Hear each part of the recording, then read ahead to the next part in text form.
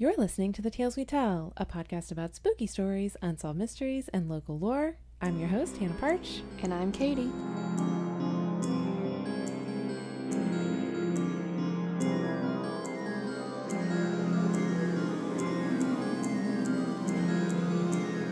Welcome back! I feel a little discombobulated. How's it going? It's going. Good. Just a lot on the brain noodles. Samesies. Excuse me. We're recording on a Thursday, going into what, for me at least, is a very busy weekend. And everything's going to be great. But right now it's just A lot. Mm-hmm. And I should say, I don't think they listen, but my sisters-in-law have been like incredibly helpful from like New York and Boston. So thank you, Carissa and Chloe, for all your help, especially last night when I just texted you out of nowhere and said, do you know some good prizes for baby shower games? Because I just remembered I'm supposed to do that. Okay, I have one announcement. We have a new patron. Again? Another? I know. Yay. It just happened today. Her name is Kate. Hi, Kate. That's all I know. But hi, Kate. Thank you so much. And I will be collecting your mailing information and sending you a bunch of stickers. Mm-hmm. So, also, minor announcement. I am looking into, so you know Tony, our sound guy, mm-hmm. who had a baby, mm-hmm. whose wife had a baby. I'm familiar. He has like a shirt. I don't know if it's a screen printing because he did some embroidery stuff. But Jarek said something about screen printing. And I was like, well, let me talk to him real quick. So I may or may not be getting some information on some podcasty shirts and sweatshirts.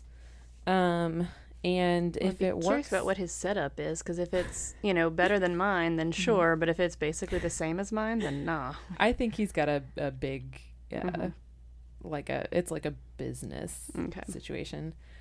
But anyways, if it works out, I would be happy to direct people to him if they want like something that's not on Redbubble, because support small businesses. Yeah, I'd much rather support a small business. Same. Okay, well, are you ready for a story? Let's do it. Okay, it's a spooky story. Yay! And it has some Welsh. It has a Welsh pronunciation. Oh, well, have fun with that, because I don't know. I did listen to it a few times, which doesn't mean I'm going to get it right. But this is a story full disclosure, got the idea from And That's Why We Drink. It's one of their episodes from a couple years ago.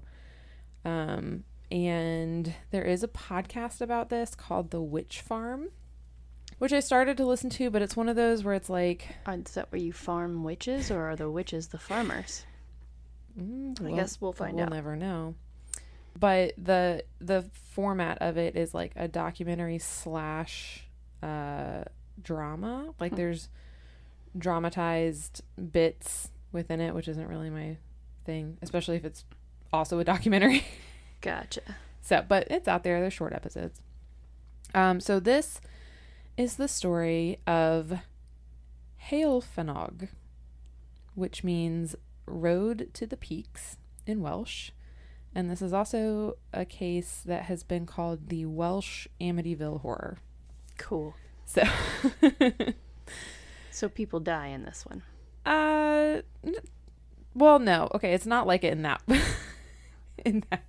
Minus the family that got brutally murdered at the beginning. So how does it make it Amityville then? Because it's like the standout thing of the Amityville. Well, yeah. I think it's just in terms of like a lot of haunting activity that's scary. Okay. Okay. So it's 1989. Hey. Hey. That's the year I was born. Very nice. Do you need to pull your mic down any? No. Okay. Can you hear me all right? Yeah, it just sometimes when your head was down it sounded, but I don't know how that mic is good. I'll do my best. Okay. 1989, Liz and Bill Rich, along with their teenage son Lawrence, who is Bill's child from a previous marriage, moved into a farmhouse in the foothills of the Brecon Beacons, which is a mountain range in Wales, if you're not familiar. And the farm, or like piece of land, I guess, was called Heol Fanog, which again means road to the peaks. The actual home was a stone structure that had been converted from a really old barn. And then I think like then further converted. So it was just like super, super old.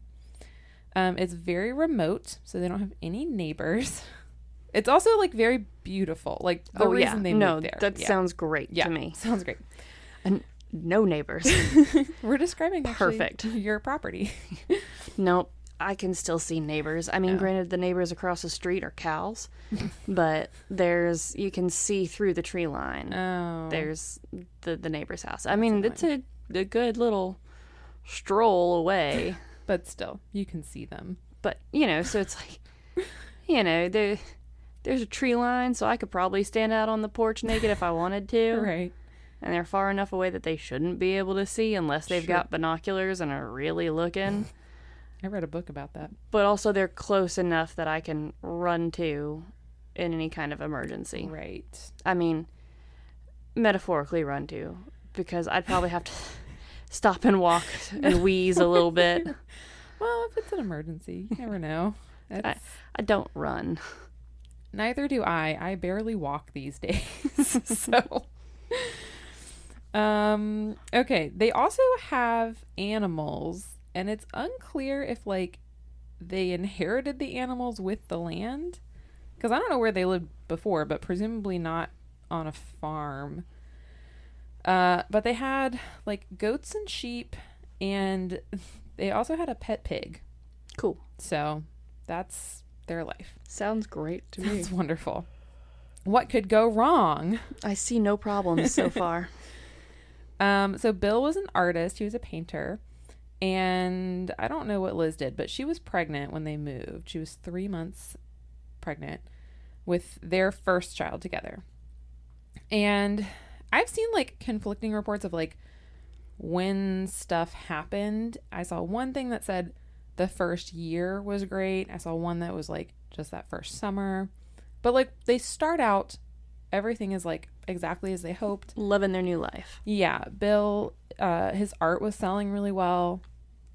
Liz gives birth, so they've got Ben was their child that they had, and eventually they would have a second baby, which was a girl named Rebecca, and I kind of get the impression that they were like maybe Irish twins, like very close together in age, because this whole thing takes place over 6 years, and Ben and Rebecca are kind of referred to, in my opinion, as like close to the same age. I could be completely wrong. Okay. But, so they've got 2 kids, plus they have Lawrence, the teenager. So whenever stuff started happening, whether it was a year into it or with like a few months into it, one of the first things that happened, and this is very relatable to me right now and applicable to my life by accident, is that they received their first electric bill. And it was a quarterly bill, so it was for 3 months. Mm-hmm. And this is 1989 or 90. And the bill was 700 pounds, which was... That's a heavy bill. Very. How do you carry that into... Yes, I know delivered. that pounds is a unit of money. So it's the equivalent of about 2,000 pounds today, which converted is about $2,600. That's a lot of money for electricity. It is. And they moved in like in the summertime. yeah. So I doubt that they were, well, I mean it's doubt that they really have an air conditioner. Yeah, I was going to say, If anything, Europe isn't really known for their air conditioners. Yeah. So, I mean, what is draining on, like in the winter, depending on what their heating situation is like, do they have a furnace and, Yeah. or is it kind of, fireplaces and heaters throughout the house? Or Yeah. Anyway, there's somebody has plugged into their house or they messed up at the electricity office. Yeah. So they obviously called the electrical company, who came out and checked. They said that the meter was running fine. It was indicating like big surges of energy, which they couldn't really explain. But it would happen like even on days when they weren't home, which, by the way, is exactly what has happened at my grandma's house.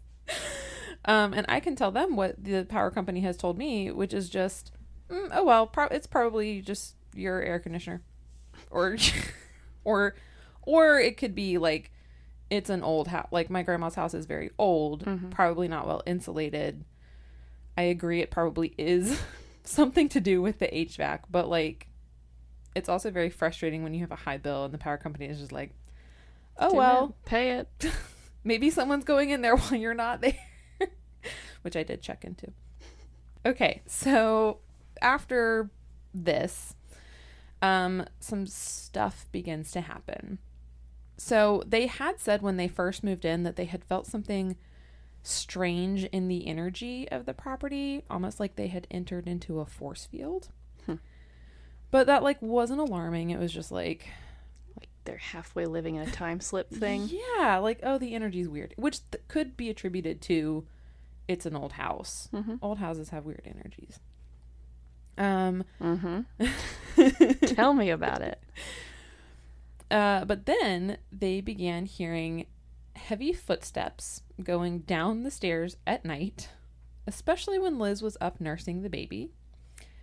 According to Liz, the footsteps, which apparently were like very loud, like sounded like boots stomping on the floor. Yeah. She said they never seemed to reach the bottom of the stairs, which I don't know why that's so creepy to me. But whenever they checked, obviously no one was in the house. They also heard banging. They heard doors slamming.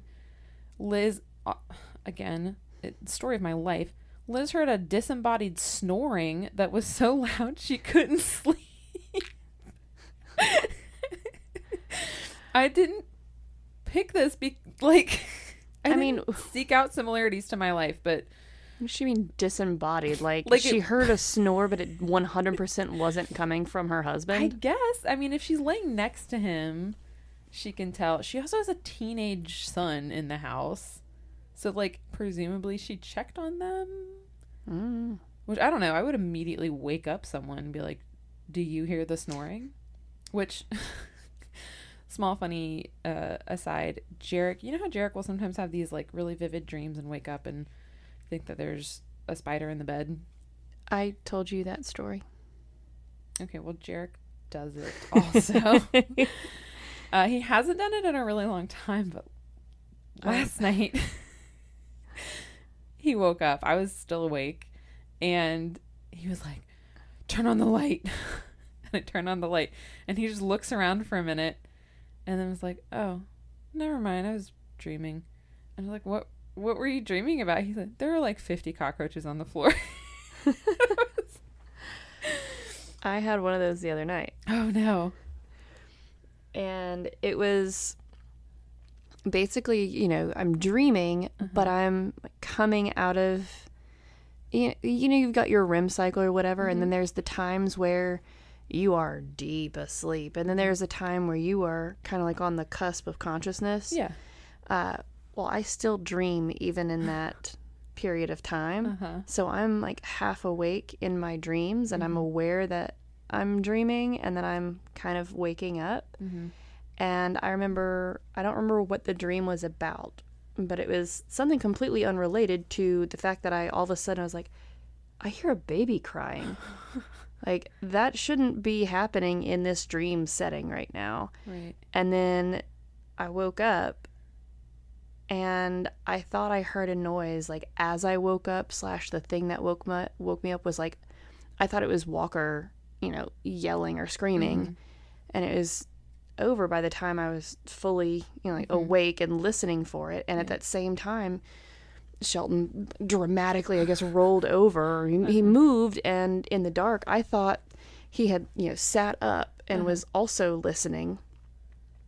I was like, and I forget what I said to him, but I was just waiting, and then I said something, and he was like, what? And I was like, oh, you're not wait, what? I was like, never mind, nothing, sorry. I was like, no, what? Tell me. I was like, I heard a noise. I thought you were sitting up in bed, also listening to the noise. He was like, no, I was asleep, and now I'm not.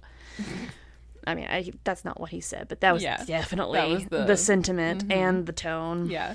He was not pleased.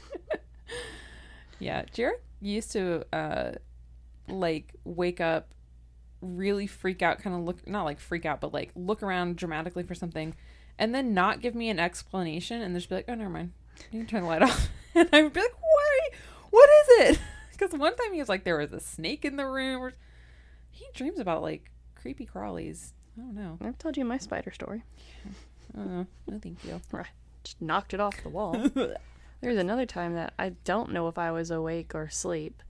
I was, in my bed, head on the pillow, and I just remember opening my eyes, turning my head to the side, and seeing a giant spider on my pillow inches away, and I just brushed it off.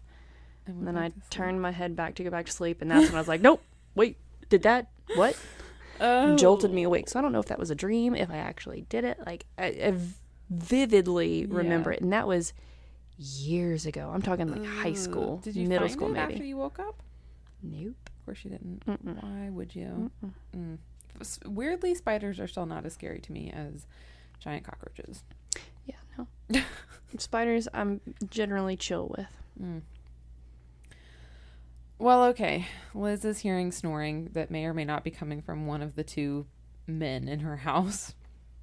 They also began to smell strange odors. So obviously they that are also not coming from one of the two men in her house. You have a teenage boy. No offense, Lawrence. I'm sure you're fine.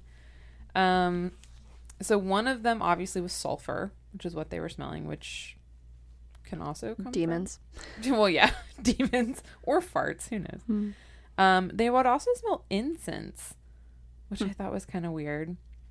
They smelled. They said it smelled like there was something rotten in the kitchen sink, which like.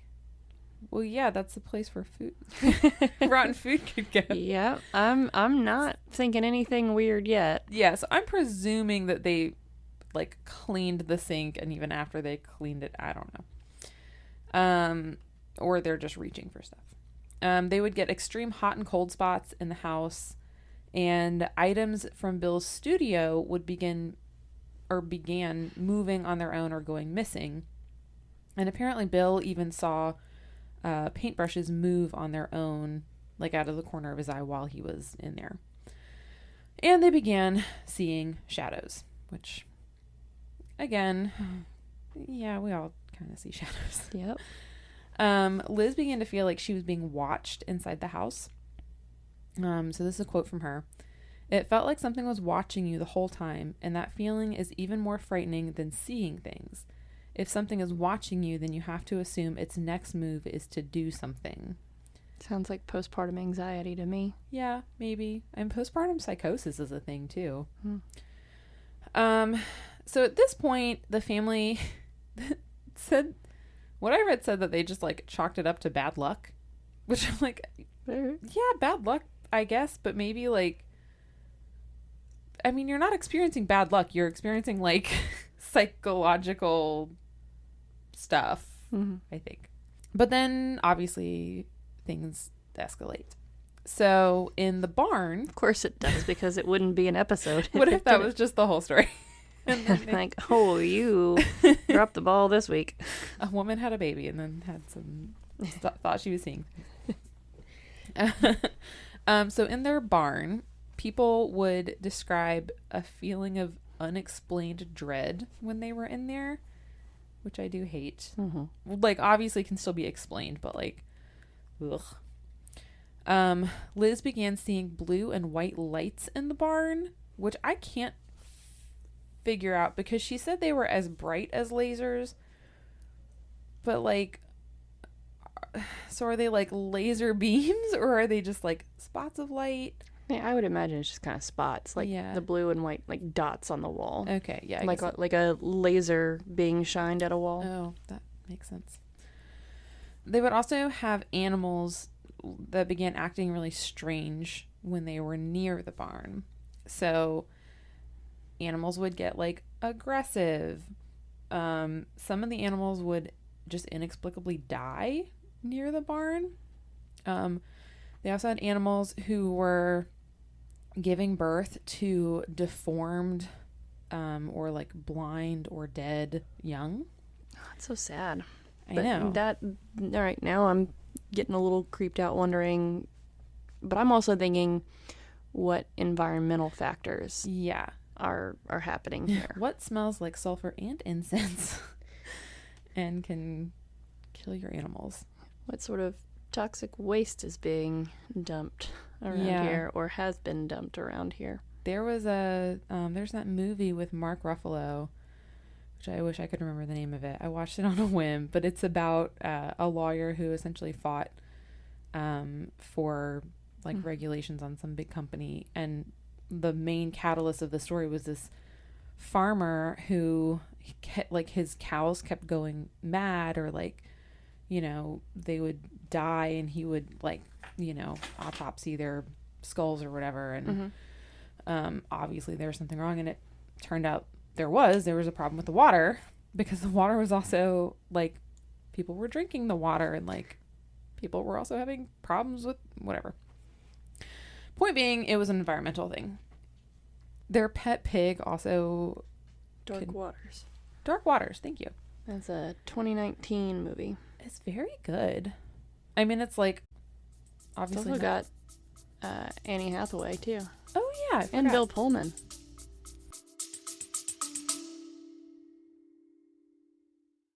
Get more from an audio drama than just escapism. Get immersed into the heart of 14th century Europe. This miasma is causing great mortality. As you travel alongside a light of higher consciousness. You do things that are wholly unnatural. Is it not more unnatural to sever the fingers from your own hand, as you have done of yourself from the other organs of the body we call Earth? Surrender not the flame. The Muin Mystery Adventure arrives on all major podcast platforms September 24th. He's unrecognizable in it. Yeah. I'll say. Yeah. It's very good, though. He definitely looks very much not like himself. I had to look up while I was watching the movie who Bill Pullman played, because I was like, is Bill Pullman who I think he is? Am I thinking of the right person? Like, he looks like him, but also not. Like, puffy-faced almost. Yeah. Also, he's getting old, so... So their pet pig also began acting aggressive, and unfortunately they had to put him down, or her. Which made me start thinking of our episode on rabies, because I was like, I mean, you're kind of describing that a little bit. So the family now is seeing apparitions in the house.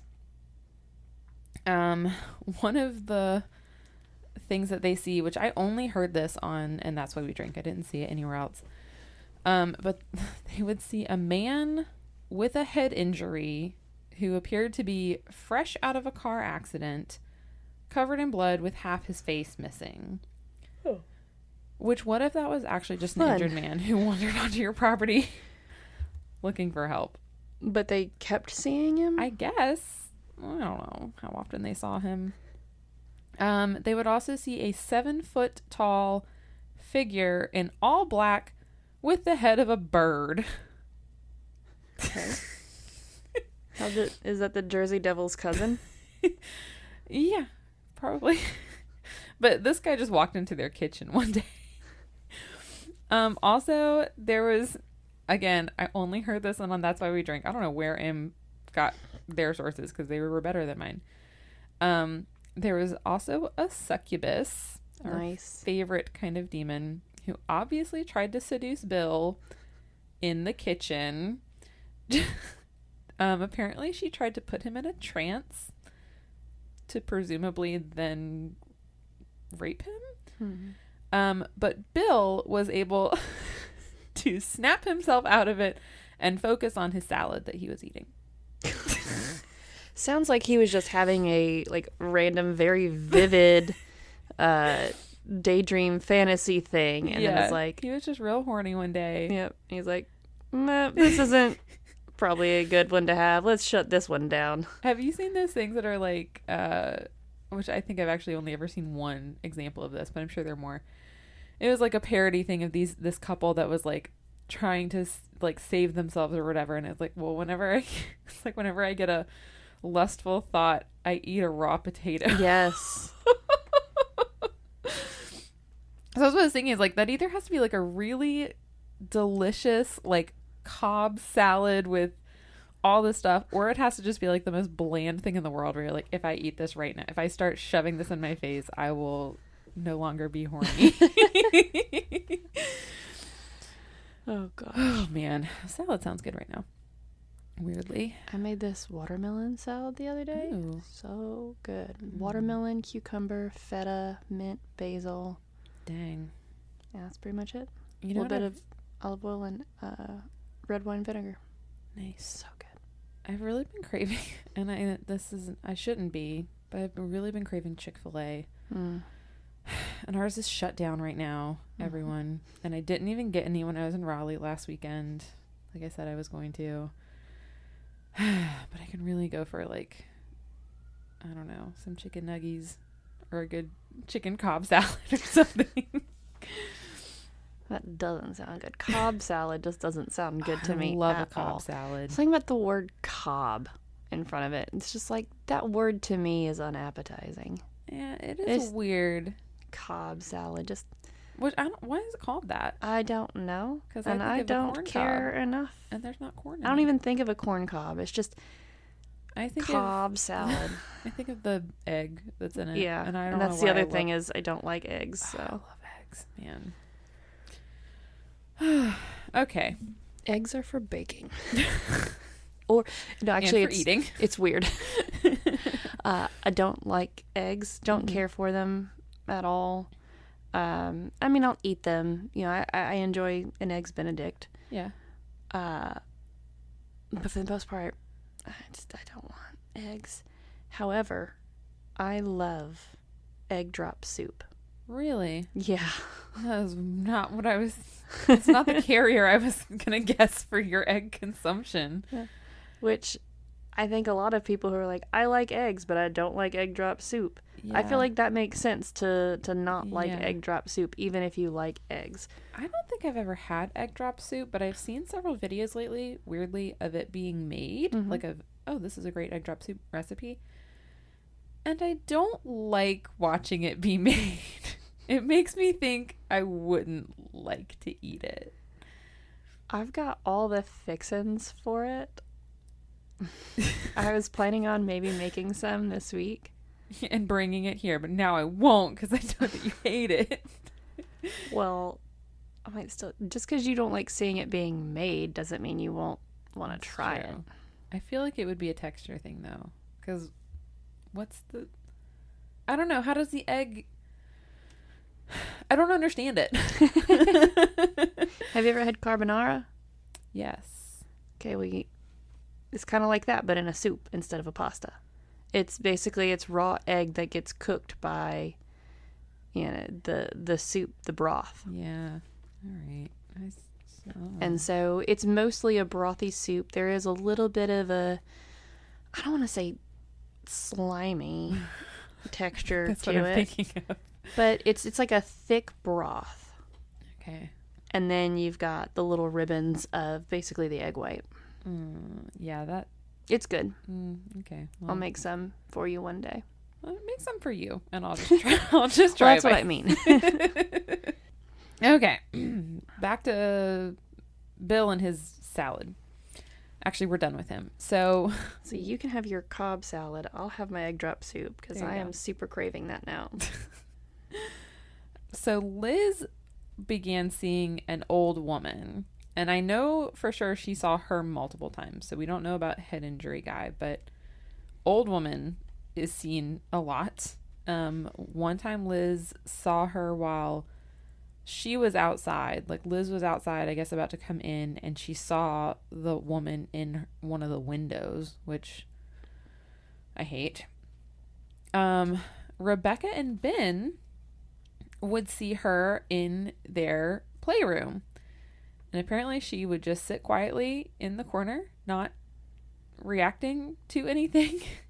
But Rebecca and Ben are so little, they think that their parents can also see her. And so they don't ever say anything about her. I mean, I guess eventually they do, but they just assume everyone can see her and you just don't talk about her. They're like, oh, yeah, that's the lady that sits in her room. I told you, but I'll have to retell the story here. The other night, Shelton was at work, so it was just Walker and me in the house, and the dogs and the cat and the fish. And I was getting Walker out of the tub, and as you know, I'm holding him in our room, he says, "Somebody's here." I'm like, well, I didn't hear a knock. I'm like listening to hear if I hear somebody, and meanwhile he's kind of staring off into the corner of our room. Where there's nothing there. And I look over there and I'm like, somebody's here? And he says, yes. I was like, okay, well, we're going to go to Walker's room and finish I was just like, well, let's just carry on with the rest of our evening. Yeah. And I was like, I'm not going to think too hard about this because, you know, kids say creepy things. And I'd honestly been waiting for quite some time for him to start saying creepy stuff, and he hasn't. This is like the first time. And so, you know, go on with the rest of our night. I get him in bed, and as I'm going down the stairs, I happen to see straight out the front door, right in front of the house, is our neighbor's son, parked right there on the street, and he and maybe a friend are working on his car. And I was like, oh.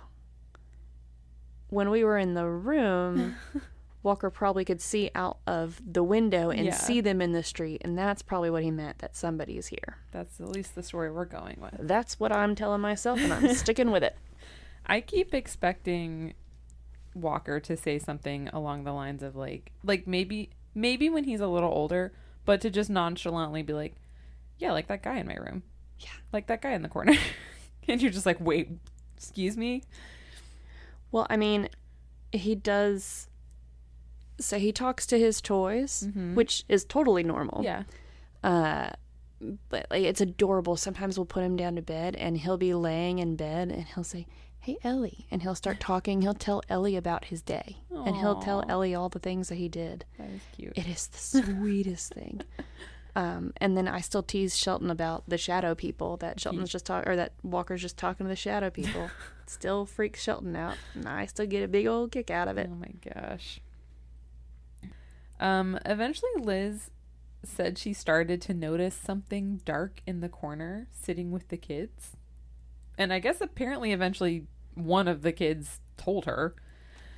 And Liz would later see a picture of one of the previous owner's mother and said, that's the woman that I was seeing. That's the old lady.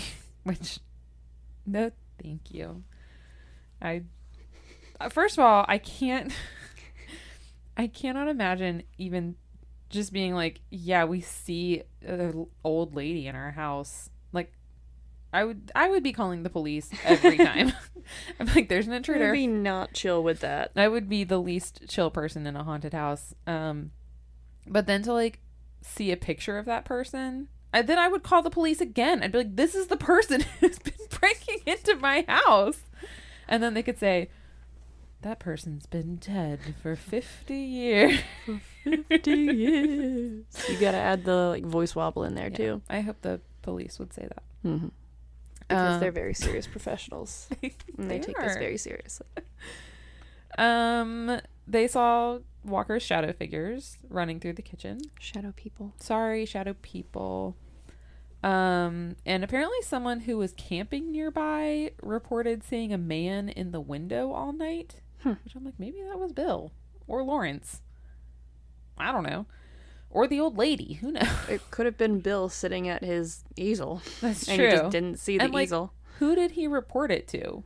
Like you. And why? And why are you staring at this person's house? Why are you camping close enough to see their property? It's your are you neighbors. on their property? It's your neighbors through the trees, and they actually do have binoculars. Good thing I haven't bothered sitting around on the front porch naked yet.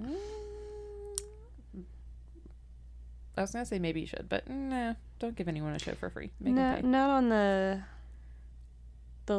cabin, because it's too close to the road, because people driving by could get a show for sure. Yeah, that's true. That's true.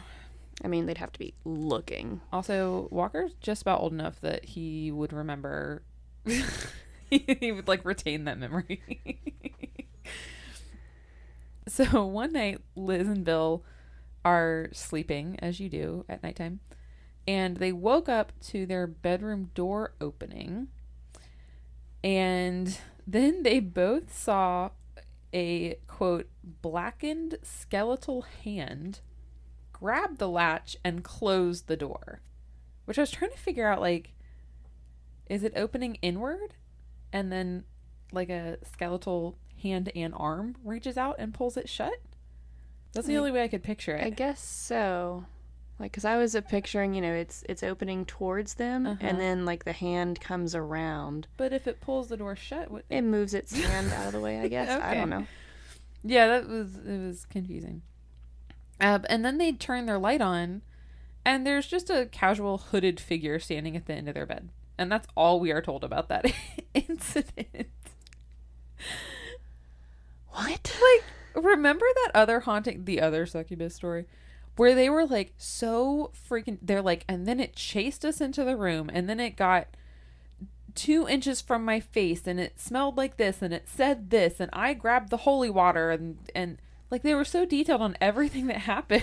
Like, that's a hooded figure. And then Bill and Liz are just like... Okay, and then what? Did it just vanish? Yeah. There 1 second, gone the next, and then you just went back to sleep? Like, what? Exactly. Like, what happened next? So they now begin to notice, because they're still getting huge energy bills, and they're noticing that the energy spikes coincide with the paranormal events, except I guess when no one's home, because remember, they were getting spikes even when no one's there. And then Bill begins to change. His attitude begins to change. He becomes more hostile. He becomes more interested in the occult, which I'm like, come on, that's not very original, Bill. If you're gonna... Well, also, I mean, if you start, jumping at shadows, you're going to start trying to look at those shadows. Then you're going to investigate the shadow people, and then... Yeah. Yeah. It's like, I'd be more convinced if you got really into, I don't know, animal bones or something, and not just like the occult. Everyone's doing that. Bill also began becoming more closed off. He would spend more and more time in his art studio.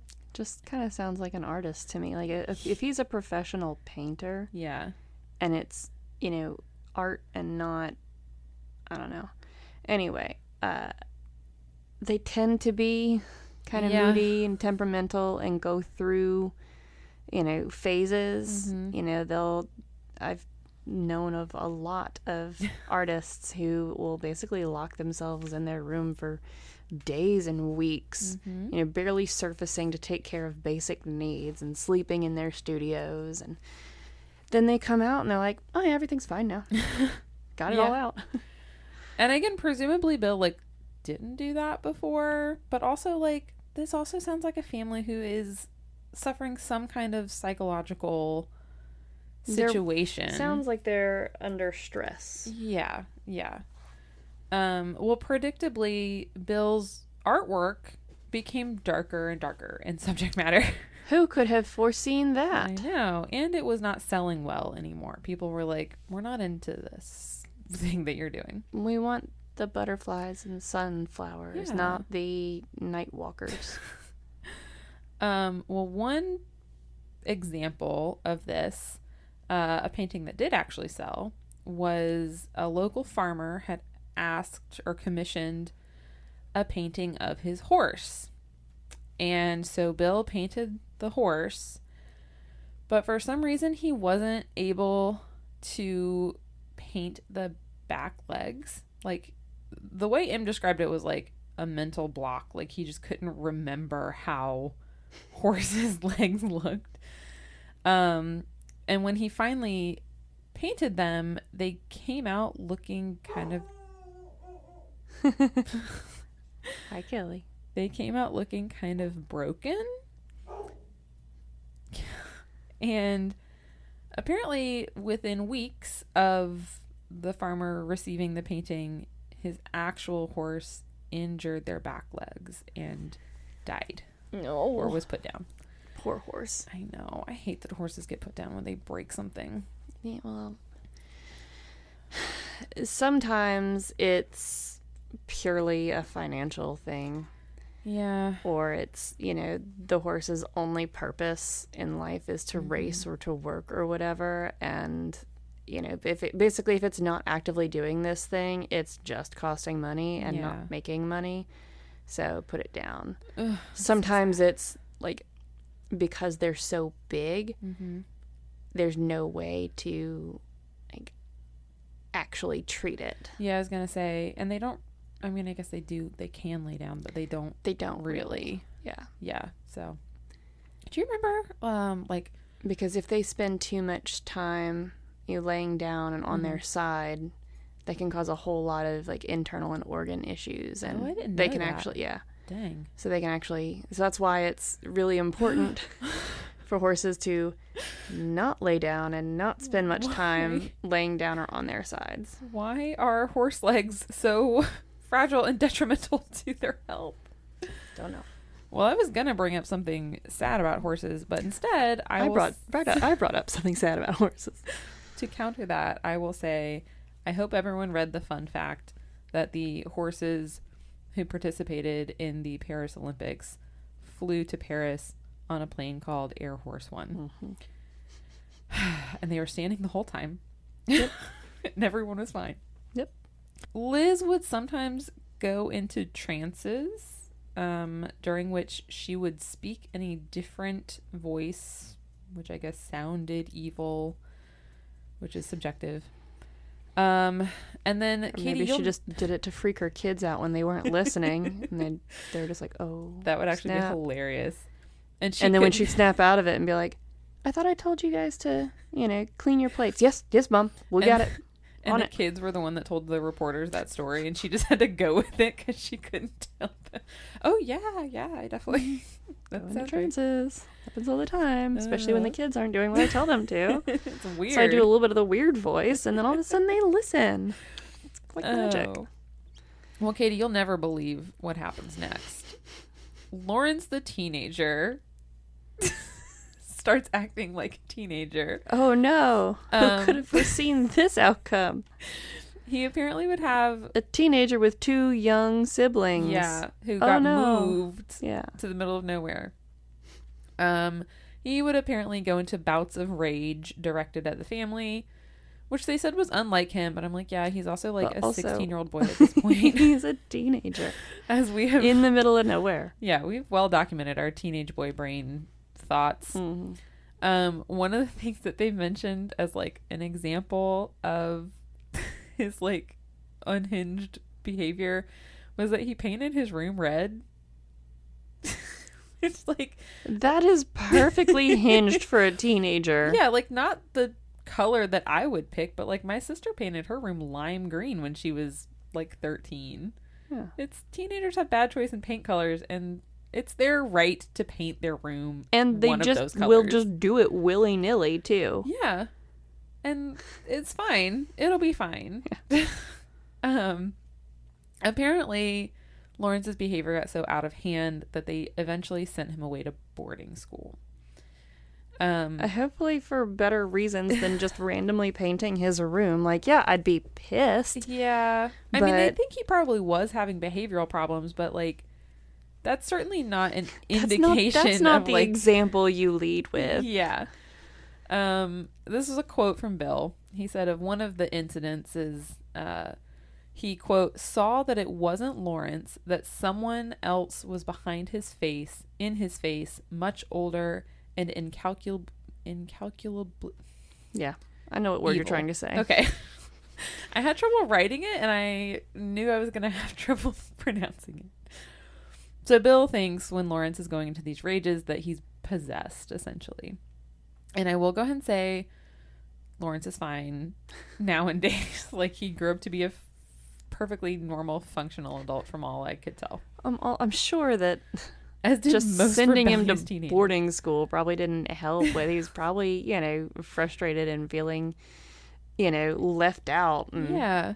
I mean, boarding school oh probably yeah, you've was... got your nice new family with your new wife and your new kids. You don't even need me anymore. Yep. And now you're painting weird ass paintings of broken horse legs.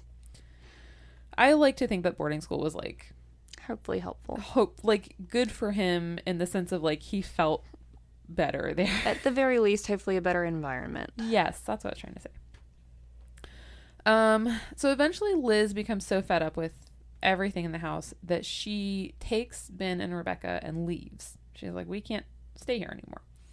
She could not convince Bill to come with them. So Bill is like, no, I'm staying. So he just stayed at the farm by himself. And apparently... Where did she go? I think she went to stay with her mom. Okay. That's what I read.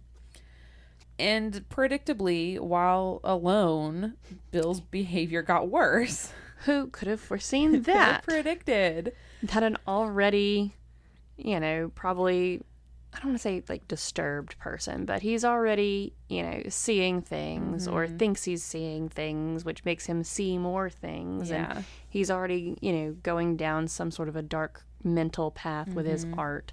And now he's alone. And now being alone and isolated, that's not ideal. Gosh, I know. That sounds so scary. And like, I also get why, well, I don't really get why he didn't leave, but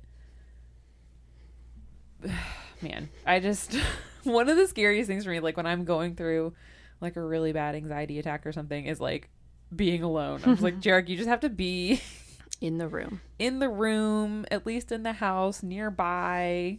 Like, let me have Kelly with me or something. So Bill, his thoughts become very dark. His paintings become more disturbed. He apparently had thoughts of self-harm at this point. So like very much not in a good place psychologically. And when Liz came back to check on him, she found that the power had been turned off because they had these huge bills that they couldn't pay. She found lots of, quote, crazed drawings all over the walls. And Bill was wandering around the house mumbling about dead bodies. So fun. Bill's not doing, like, someone get Bill a psychiatrist or just out of the house. Maybe take a nice vacation. I'm curious about the electric bills. So who lived in the house? Was the house being lived in before they moved in? I don't think so, but no one has really said. Because I'd be curious about, like, okay, well, if they go to the electric company and they're like, this can't be right. And the electric company's like, well, no, it is right. Yeah. I mean, couldn't they be like, okay, well, previous owners are like, can you look at the previous, bills and whatnot? Has it gone up since we've moved in, or was it always high at this house? Yeah. Because then that's like, okay, if it's always been high, then there's something that is wrong with the house. Yeah. If it's something that when they moved in, well, it's, maybe they bought, or maybe they've got a refrigerator that's just for some reason kind of on the fritz and decides to just draw, there's a short and it just draws big gulps of power for whatever reason. Yeah. And like, from my experience, and maybe it was different in the 90s, but like the power company I'm dealing with, you're also dealing with a small town. But this power company, like, services several states. Never mind then. Yeah, it's not like the town. It's town like Duke or somebody. It's Dominion Energy. And they've been very nice. But, like, they will not tell me. Sponsor. Not a sponsor. they won't tell me anything about previous like users. The only reason I know any of it is because my cousin used to live there, and I get why they can't. Which I'm like, I'm not asking for like names or information. I just want to know, like, I just want you to look at your records. You don't have to tell me what they. You don't have to share yes them or with no. me. You review your records and compare them to, what's going on with ours. To do that, Have them do an internal records review for the property. But also, like, so the most helpful thing I have heard from them was the last time I spoke to them. They told me that they could do, and by they mean someone else, could do an energy audit where they come to the house and like basically see if anything is like making sure you're being energy whatever. But like also if you are just saying like my bill is really high, it shouldn't be this way, they don't really care. Like too bad. They're kind of so like sad. It's not our job to figure out what's unless you can prove it. Well, yeah, but like I mean, the best I think I could do is prove that the meter isn't correct. Well, everything I'm getting is essentially like you probably have something in your house that's sucking up too much power, and that's not really our problem. Yeah. Because it's still using power. And I'm like, okay, I get it, but like, help me. Someone help. So when Liz and Bill's power got shut off, are they still...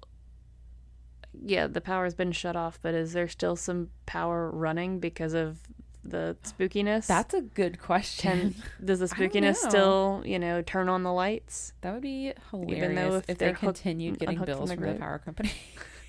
Not hilarious because, financial stuff, but like the ghosts were just like, no, we don't run by Duke Energy's rules. Well, they make their own energy. That's true. Okay, so Bill's going downhill. Some neighbors suggested to Liz a local minister named David Homewood.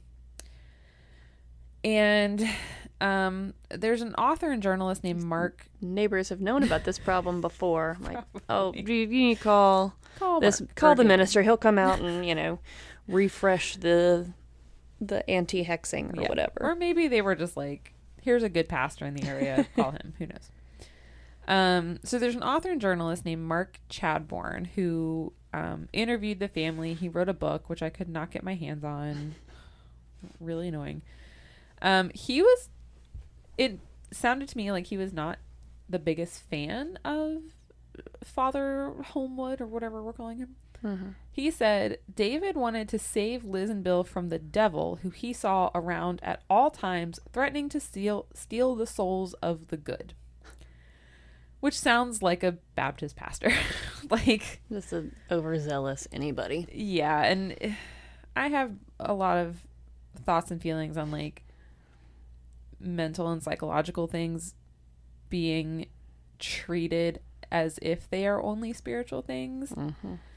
And in my opinion, like if bringing in a pastor makes you feel better, because they also said that like this is kind of like Liz's only comfort that she's finding is like religion and whatever. Mm-hmm. Like if that's comforting to you, fine. But like also maybe we should have acknowledged that like Bill probably needs a doctor.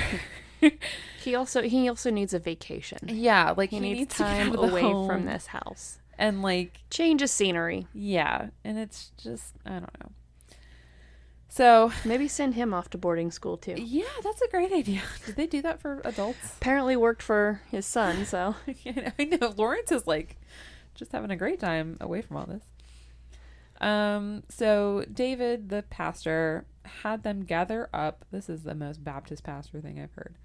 Gather all the potential gateways / portals in the house, like books on the occult that Bill had recently gotten, his paintings, probably some Harry Potter books, like I don't know. Gathered the black fingernail polish that Lawrence had in his room. They gathered all these things and they burned them in a big bonfire, right? Because that's how you get rid of stuff. Fire. Apparently during the burning, fire and brimstone with fire. Exactly. And apparently during the burning, one of the books flew out of the fire and hit David in the face, which is hilarious.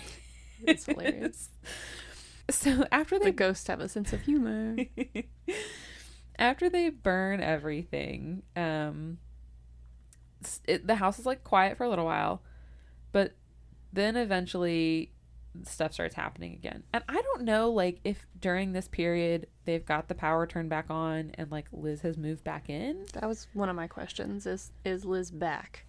I feel like Liz is smarter than that. Like, especially with 2 small kids, like, especially if the power's turned off and you can't afford to have it turned back on. Like, I don't know. But during this time, they have several other people investigate the home and the activity. So they have like mediums, paranormal investigators. They're just like kind of picking whoever is willing to come. Mm-hmm. One team of investigators said that they identified 4 entities in the house.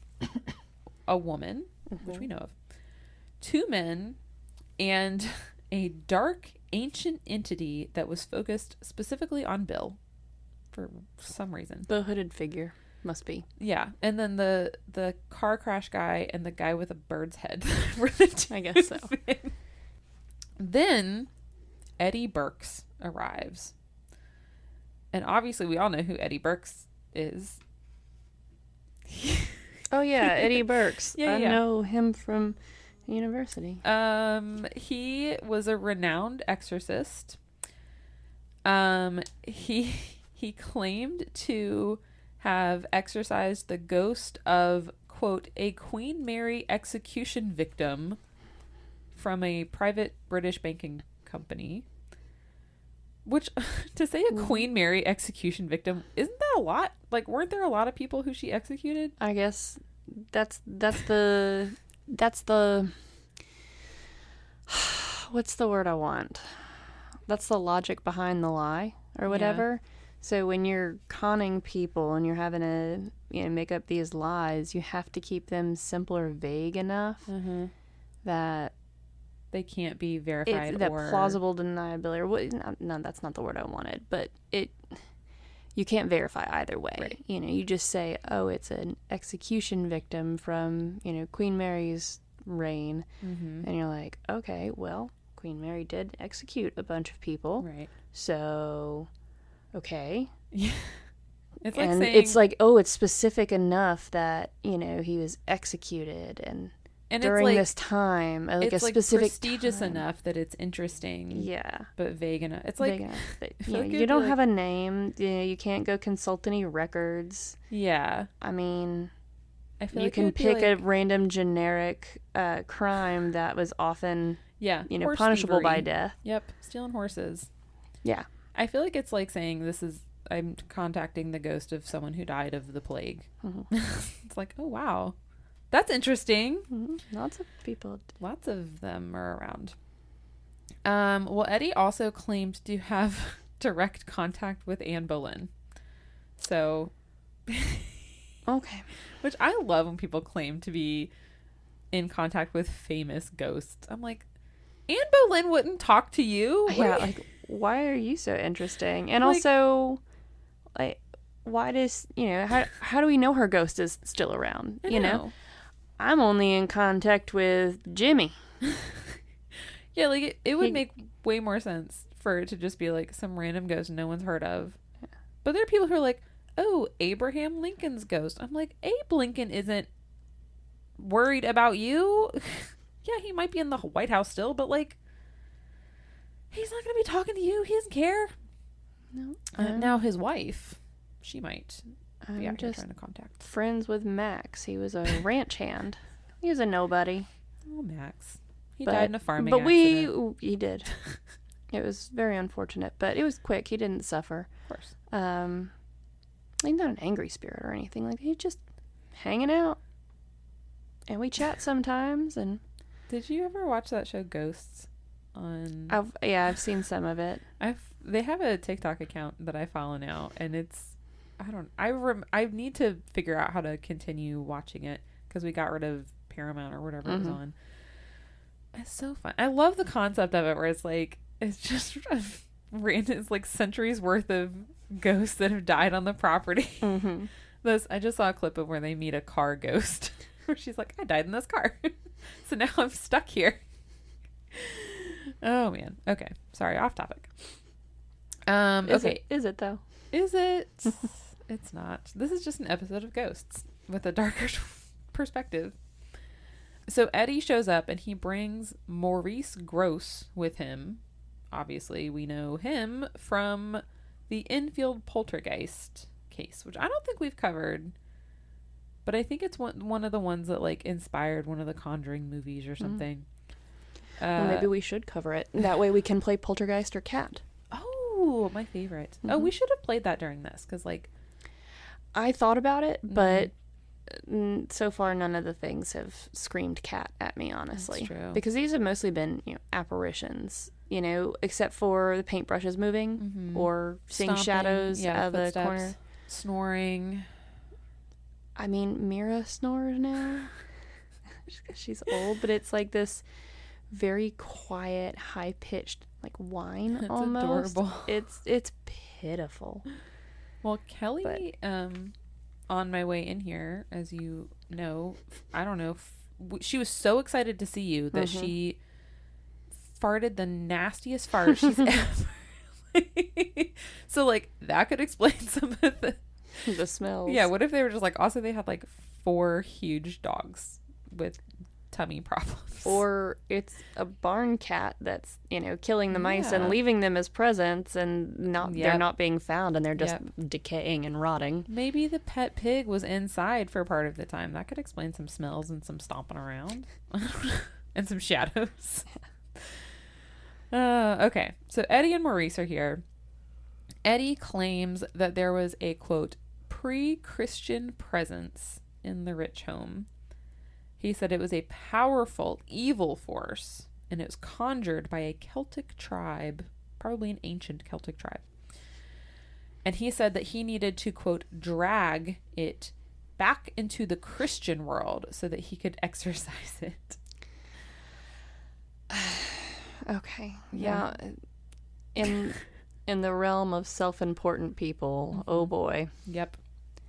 He might as well be chatting with Jesus himself. That's true. For all of his important abilities, all the and important powers. people who want to talk to him. Well, I mean, if some ancient evil entity that was conjured by a tribe, and obviously they never were able to wrangle it back, even though they knew what to do, why does this guy think he knows how to do it, or that he can do it? I do love the idea of like a Celtic tribe conjuring this thing and then being like, oops. A middle-aged white man? Probably. Mm-hmm. I would assume. It screams white male confidence. It's got that white male confidence. So during the exorcism, his tape recorder made a sound like lightning had hit it. And Bill said he didn't see anything, but he could feel, quote, a tingle in his fingers, the tightness of his chest, and the pressure at the base of his skull. And after the, like, crackle of power that went through the tape recorder, Bill said the house got noticeably brighter. And they didn't have any more paranormal activity after that. Yay, the exorcism worked. Did their electrical bills go down? Well, they actually contested their electrical bills. Because they eventually move out, I think, shortly after this, because they only stayed there for 6 years. They did contest their power bills, and eventually it was dropped, and they didn't have to pay. I assume they had to pay something, balance. But like, yeah. So that's it. Eddie got rid of everything. People obviously had like come up with reasons that they think why this farm was haunted. And it's really old. It's really old. I think that's the only reason. Yeah. That we need. One of them, obviously, one of those theories was it was a site of a witch coven that had summoned a dark entity. One theory was that Put Bill... the thing back where it came from, or so help me. So help me. One theory is that Bill was being haunted by someone he killed in a past life. Or what if Bill killed someone in his current life and didn't tell anyone? See, that's more real. That's more, like, I believe that more. Like, actually, you are secretly the guy from You. And This is several of the women you've killed coming back to haunt you. One theory what doesn't make any sense was that there were spirits using Lawrence as a channel into the world. You know how poltergeists like to use like teenage girls? This one just liked a teenage boy. Another theory was that there were ley lines crossed beneath the bathroom. You know what ley lines are? Ley lines are invisible straight lines, theoretically, that connect ancient sites and like natural monuments. They're believed to carry, quote, rivers of supernatural activity, and that activity is concentrated where they intersect. So I think I've heard of them for, like referenced in, shows like Supernatural or Buffy or something. But you want to guess the main, I guess, exposure to that reference or whatever that I have? What? Take a guess. I was going to guess Supernatural, but your dad? No. I don't know. No. I don't know. The Sims. I should have guessed that. You're right. Yeah, you should have. They have ley lines in Sims? So they have these things called lot traits. So, you've got a lot. It's a residential lot where there's a house, or it's a bar lot or a gym lot or whatever. Right. And so you can have these things called lot traits. Like, at your house, you might want one that's homey. If it's got the homey lot trait, then, your skills like cooking and handiness, mixology, these skills, you learn them a little bit faster. Okay. The lot trait of great soil, all of your plants grow a little bit better and, turn into better quality faster. Right. If it has a lot trait of on ley line, your Sims are more likely to have twins or triplets. Oh. Jeez.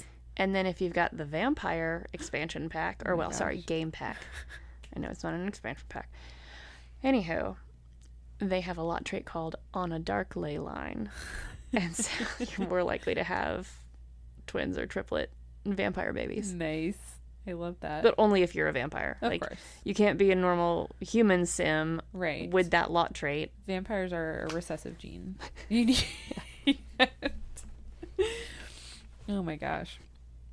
The most plausible theory, in my opinion, is that the land that the farm was on was a former graveyard that had been disturbed. I think they had confirmation by some of the construction workers that they had found some graves while they were building. And then there was a story that I want to say had been verified. How boring is the afterlife that you've got nothing better to do than come and be mad that somebody moved your remains. Yeah. You're not using them anymore. And if they need to get moved, oh well. Yeah. You really don't have anything better to do than just be pissed off that somebody had to move your bones 6 inches to the left? Truthfully, really? Wouldn't Paris be the most haunted place in the world because of the catacombs? Right. There's 6 million ghosts that are upset because their femurs have been put into a pile of all femurs with 500 other people. Sorry. That's all I can think of. Yeah. For some reason, it made me think of alphabet soup with bones. It's kind of like that if you're sorting your alphabet soup. Someone took all of these bodies and were like, no. We're not keeping them as skeletons. Put all the skulls in one pile. Put all the tibias in one pile. All those toe bones, separate them out. Which does make it slightly less scary than were there just 6 million full skeletons in there, I think. Okay, I do think that there might have been a verified story of a farmer in the 1840s who was hanged near the property because he'd killed someone with an axe. And I don't know if he was buried on the farm or the person he murdered was buried on the farm. Well, if it was the person who was murdered with an axe, if he got axed in the face, then That's maybe true. That's our car accident guy. But if it was the farmer, maybe he's Birdman. That's true. Maybe. Okay, well, speaking of Birdman, Bill and Liz have a whole different theory as to why they were haunted. I apologize in advance for this theory of theirs.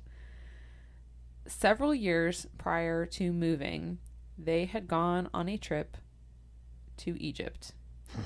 So Horus was haunting them?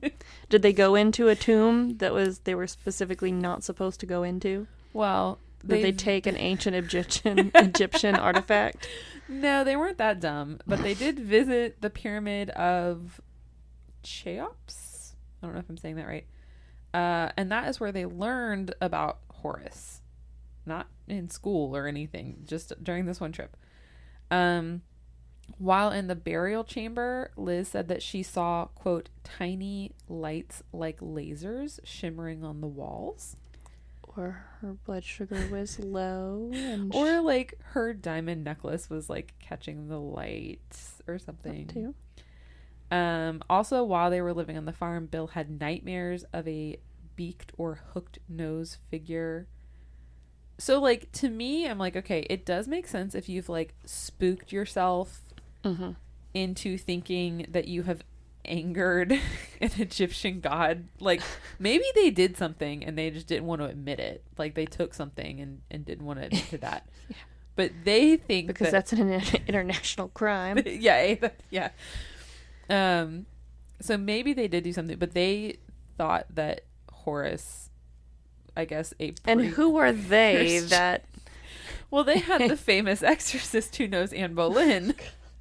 Obviously, Horus is going to talk to him also. They are somebody. Oh my gosh. Well, like I said, they did move out after 6 years. And unfortunately, Bill and Liz divorced later. Like I said, I think Lawrence ended up doing fine. I know at least Rebecca and Liz have like spoken to reporters or whatever about the home and the experience. And Bill unfortunately has passed away. I don't get the impression that it was like self-inflicted. I think maybe he just was sick, but probably just didn't take care of himself. Yeah. He probably never got over I was going to say his he probably just mental illness. Yeah. But that is the story of the Heol Fanog farmhouse. And that's perfect timing because I'm going to do our spiel. Okay. And then you're going to go watch Kickoff. Yay! So there's no photos from today's episode. Sorry, I tried. I did try. I'll post a picture of Horus. There we go. And Anne Boleyn. There we go. And those pictures will be on our Facebook and Instagram. Just search the Tales We Tell podcast if you want to see pictures. Don't do the social media. Check out our website, thetaleswetellpodcast.com. And if you want to support us and get yourself some sweet, sweet swag, check out our Redbubble store. We've got several different logos, and you could put that shit on anything. And if you want to support us but you don't need the stuff, become patrons like our new patron, Kate.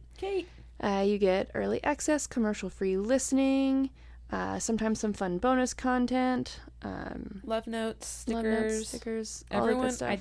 Everyone is getting their updated Kelly sticker, by the way, if you're a patron. It's coming in the mail. Yeah. I did finally get that done. And the cheapest, freest, easiest way to support us is go to YouTube. We are the Tales We Tell podcast. And go ahead and hit that like and subscribe button because that just helps expand our reach so that more people can find us. So. Yep. And we will be back next week with something else. So until then, Bye-bye.